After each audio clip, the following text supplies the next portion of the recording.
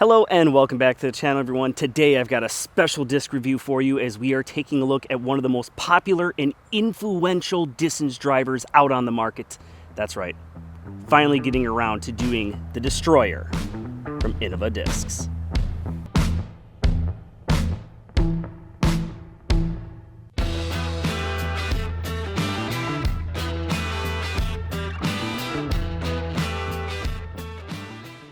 Hey everyone, quick disclaimer, this video is going to be a little bit different than the other review videos. This is going to be kind of more of a plastic breakdown than anything else. Main reason, the Destroyer has been out for so long, has come out in so many different runs, so many different plastic types, that if you wanted to go down that rabbit hole, you really could find any Destroyer to fill any slot that you are looking for. So this video is geared more for those players that have little to no experience with the Destroyer and they're going into their local shops and picking one off the shelf for the first time, with several different plastic types in different weights, mostly stock runs, a couple of the team series, but let's get into the video and see how all these compare. Let's go ahead, start things off by taking a look at the profile because the Destroyer comes in very domey and also flatter versions depending what you're looking for. First, the Halo, the Heimburg specific Halo, has a big amount of pop top to it, very comparable to the Blizzard that I had, was extremely pop top, versus the regular newer Halo that was released in 2024, not quite as pop topped as the Heimburg version, while the DX and Star, they had, a gradual incline for the shoulder, but once it meets the flight plate, they were pretty flat. The first Destroyer we're going to look at is the Heimburg one. I believe this was released in 2022. It's pretty stiff. It has a little bit of give to it, but still pretty stiff, and as mentioned, extremely pop top. So let's go ahead and take a look at how this disc flies, first with the noodle arm and then followed by the pro arm. On the noodle side, that's right, my arm, this is a great overstable option. Very torque resistant, so it's something that I can throw pretty much flat and just know that it's going to hyzer back right away, or I can toss it on these forced over anhyzer lines, and even with my forehand, which gets a little bit more torque on it than my backhand, it's still gonna fight out almost immediately. But what I really love this is for utility, like those big skip shots.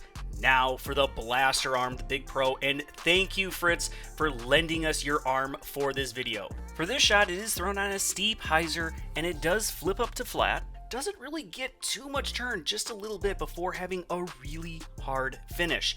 And now as we get more into a flatter line, you're gonna start seeing it's gonna have a good amount of turn in the middle of its flight, but then at the very end, it stables up and has that nice predictable finish. So this is a great option for those of you with big monster arms. This next shot was thrown low on a good amount of anhyzer, and it does hold that anhyzer line almost all the way to the ground, but doesn't turn into a roller.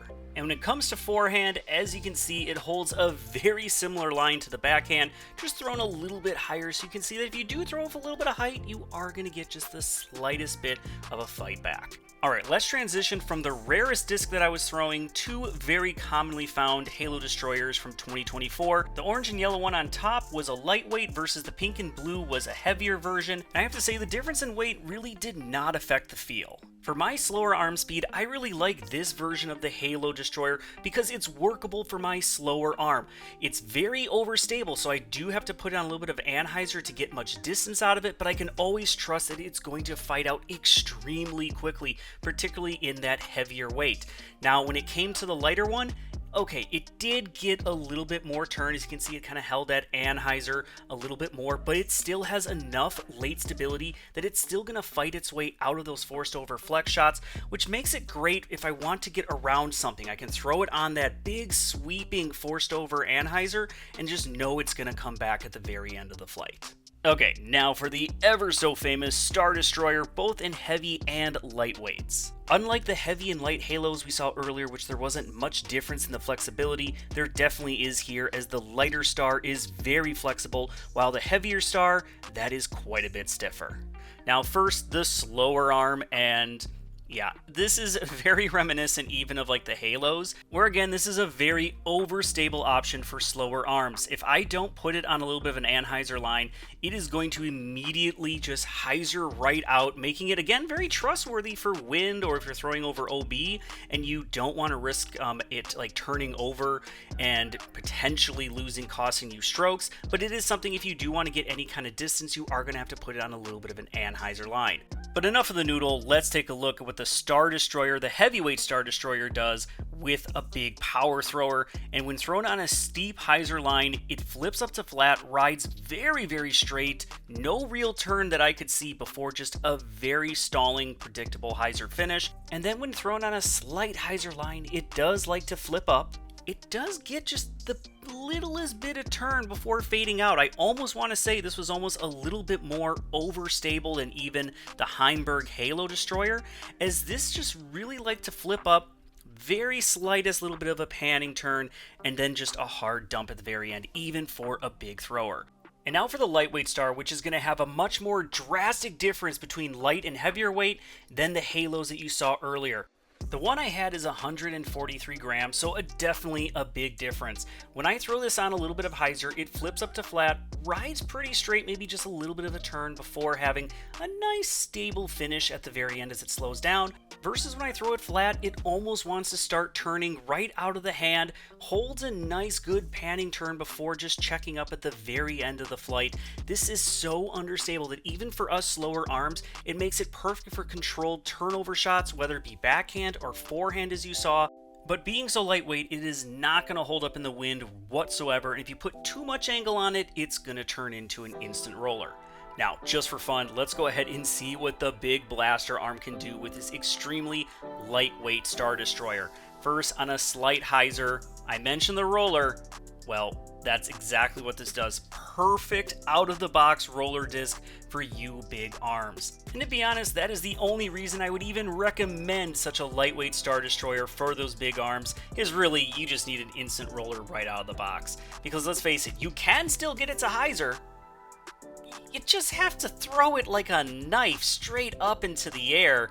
And yeah, okay, it's overstable then, right?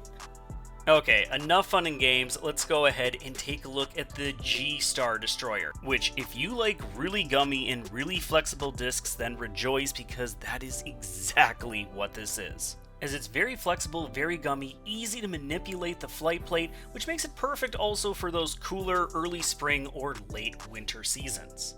In general, I found that GStar plastic tends to be a little bit more on the understable side, which actually makes this perfect for us slower arms because it is more workable in the earlier parts of the flight, which for my forehand, I can get it to flip up to flat, hold straight considerably longer than the other heavier destroyers that we've seen so far, but still maintaining that nice overstability at the end of the flight. This is just a great semi-overstable destroyer for players of slower arms, just because it's workable, not too overbearing, not too overstable. It's something you can work on a lot of different lines, but you know that just as it slows down, you're going to get a little bit of a finish at the end. Again, making it perfect for players with slower arm speeds.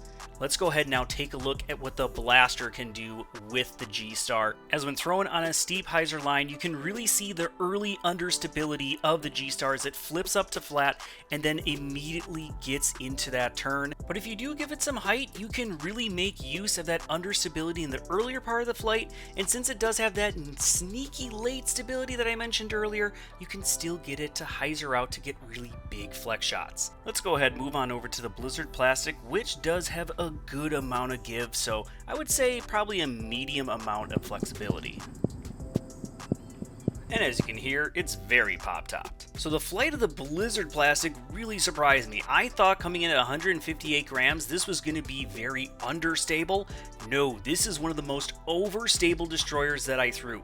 When I threw it on a forehand, I got no flip up, it just hyzer out right away. In fact, to even get this to go anywhere and not just hyzer out, I had to throw it on those kind of extreme angles. And now you're going to see the blaster. I was interested about this because, as I said, for me, this was one of the most overstable runs. So when thrown on a decent hyzer angle, the Blizzard flips up to flat, gets a little bit of turn in that middle part of the flight before then at the very end it stables up and has a hyzer finish. Maybe a little bit more turn than say the Halo or the Star runs, but still it has a good amount of fight at the end of the flight, making sure that it's not going to turn over too much. So for even you big arms, you can still get a really good flex when it comes to the Blizzard plastic. Now for the DX, which is the stiffest of all of them. As you can see, this thing is incredibly stiff, by far the most, but also coming in at 174 grams, this was the easiest to throw, at least controllable. Unlike the Light Star, which you really had to hit the angle right, the DX is perfect for players with slower arms out of the box. It holds pretty much any line you put it on. Very, very neutral, very minimal fade. Great for backhand, great for forehand. It will still fight out of flex shots. Just be warned, it is DX plastic, so it's gonna beat in very, very quickly. All right, my final thoughts on the Destroyer. Well, as I mentioned, if you go down the rabbit hole, you can find any Destroyer for you. They'll hit any line, whether you want super overstable, super understable.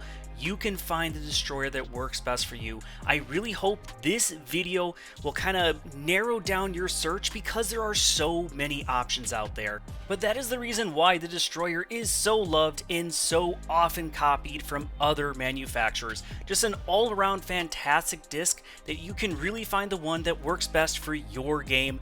So many different plastics, so many different runs. It truly is a magical disc. All right, thank you so much for watching. Be sure to subscribe if you haven't already, and if you need to buy new discs, be sure to visit GreatLakesDisc.com. Until the next time, everyone, keep banging chains.